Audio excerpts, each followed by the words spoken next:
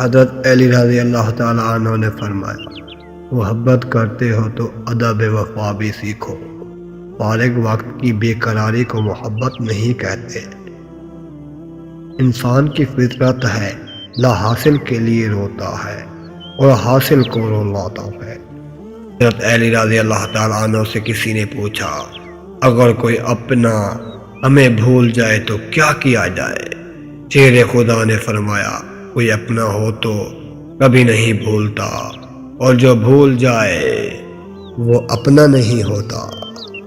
جب دل تھک جائے تو جان لو کہ آسمان سے تمہاری مدد کے لیے قبولیت کا کوئی نہ کوئی دروازہ کھلنے لگا ہے۔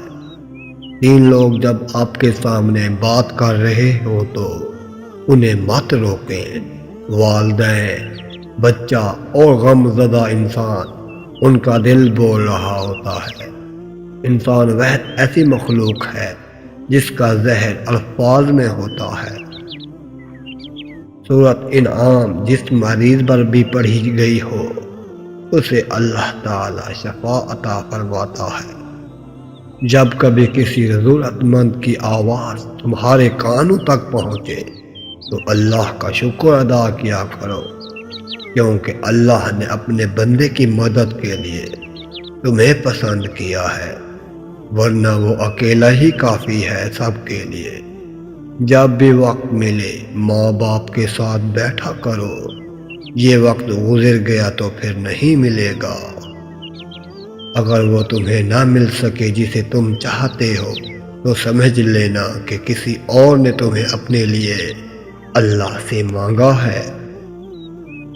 بچے کو جب کوئی تکلیف یا بیماری آتی ہے تو اللہ اس بچے کی بیماری کے بدلے بچے کی ماں کے گناہ معاف فرماتا ہے۔ جو شخص تم پر غصہ کرے مگر پھر بھی تعلق نہ ختم کرے، وہ برے وقت میں بھی تمہارا سچا ساتھی ہے۔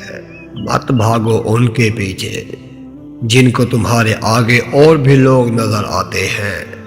دنیا میں سب سے زیادہ وہ لوگ سکون میں رہتے ہیں جو مشکل وقت میں کہتے ہیں کہ میرے لیے بس اللہ ہی کافی ہے۔ جس شخص کے دن کا آغاز نماز سے ہو اللہ اسے کبھی رسوا نہیں کرتا۔ مسلمانوں کو جب تکلیف پہنچتی ہے حتیٰ کہ کانٹا بھی چبھتا ہے تو اللہ پاک اس کی وجہ سے اس کے لاکھوں گناہ مٹا دیتا ہے۔